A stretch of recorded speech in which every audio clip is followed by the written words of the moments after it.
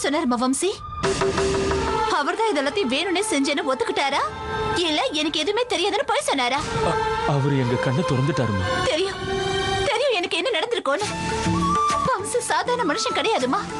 அன்பு பாசம்னு சொல்லி அவர் எல்லாத்தையும் ஏமாத்திடுவாரு. அவர் நினைச்சதையும் சாதிச்சு பாரு.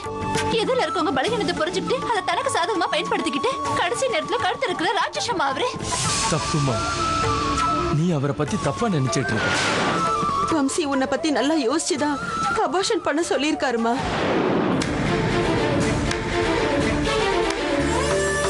வண்டர்ஃபுல். அடுத்த டயலாக்கி முழுசா சொல்லிடுங்க. அவர் உனக்கு கிடைச்சதுக்கு நீ ரொம்ப கொடுத்து வச்சிருக்கணும். அவரை பத்தி இன்னும் ஒரு வார்த்தை சொன்னா எங்களால தாங்கிக்க முடியாது. உனக்கு தெரியாதது நிறைய இருக்குமா. நீங்க ரெண்டு பேருமே வம்சியோட வலையில விழுந்துட்டீங்கன்னு எனக்கு நல்லாவே தெரிஞ்சு போச்சு. அப்படி எல்லாம் சொல்லாதம்மா. உன்னோட ஆரோக்கியத்தை பத்தி தான் அவரு. ஆரோக்கியம் ஆரோக்கியம் ஆரோக்கியம் என்னம்மா? எனக்கு இப்ப என்னதான் நடந்துச்சு? ஏம்மா இப்படி எல்லாம் பேசுற? பின் என்னம்மா இதெல்லாம்? ரேட்டு கம்மியா இருக்கிறது ஒரு நோயா என்ன? தலை சுத்துற விஷயம் கேன்சரோட ஒரு பெரிய நோயா என்ன? ஆமா, இந்த அபார்ஷனை பத்தி அவர் மட்டும் முடிவெடுத்தா போதுமா? என்னோட விருப்பத்தை பத்தி கேட்கவே மாட்டாரா? வம்சிக்கு பிறக்க போற குழந்தை மேல ஆசை இல்லைன்னு சொல்ல முடியாதுமா. அப்படின்னா அவர் என் மேல இருக்க பாசத்துலதான் செஞ்சாரு, அப்படிதானே? இதை இன்னும் பெருசுபடுத்தாதம்மா. அவரோட சார்புல நான் உன்கிட்ட மன்னிப்பு கேட்டுக்கிறேம்மா.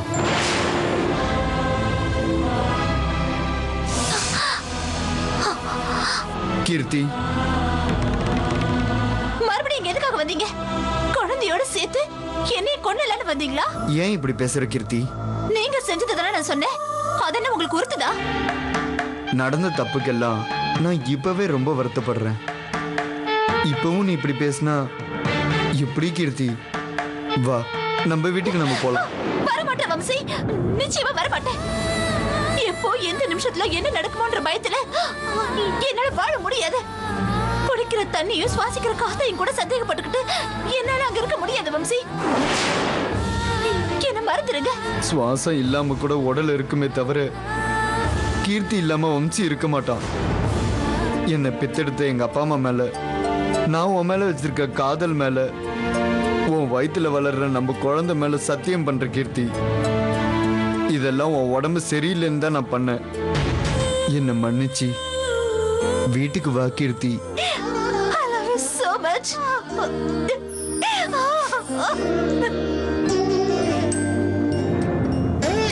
என்னத்த இதெல்லாம்? எங்களை மன்னிச்சிடுப்பான்னு கேட்கறத தவிர எங்களுக்கு வேற வழி தெரியல. மன்னிச்சிடுப்பா மாமா. வம்சி, வம்சி, சரி போலாமா? அம்மா, அப்பா, நான் போறேன். போறேன்னு சொல்லக்கூடாதுமா, போயிட்டு வரேன்னு சொல்லு. இல்லம்மா, நான் போறேன்னு சொல்றதுதான் கரெக்ட். மறுபடியும் நான் இந்த மாதிரி வரவே கூடாது. அக்கா,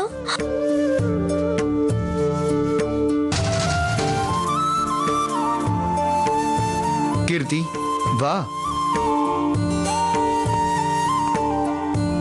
கல்யாணம் ஆகி ஒரு வருஷம் கூட ஆகல, அதுக்குள்ள அவன் வாழ்க்கையில ஏங்க இவ்வளவு பிரச்சனை? இதை நிறுத்த முடியாதா? எதுவும் செய்ய முடியாதா? என்ன செய்ய சொல்ற விஜயா? அதுவும் என்ன செய்ய சொல்ற? இப்படி எல்லாம் நடக்க கூடாதுன்னு தானே வம்சிக்கு ராதாவை கல்யாணம் பண்ணி வச்சோம். பூத்து குலுங்க வேண்டிய அந்த பொண்ணோட வாழ்க்கையை நாம நாசம் பண்ண காரணத்துக்காக தான் இதெல்லாம் நடக்குதுன்னு நினைக்கிறேன். சும்மா இரு விஜயா.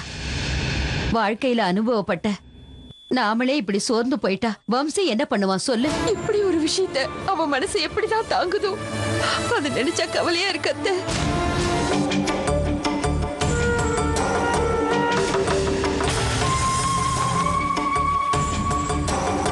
என்ன அப்படி பார்த்துட்டு இருக்கீங்க?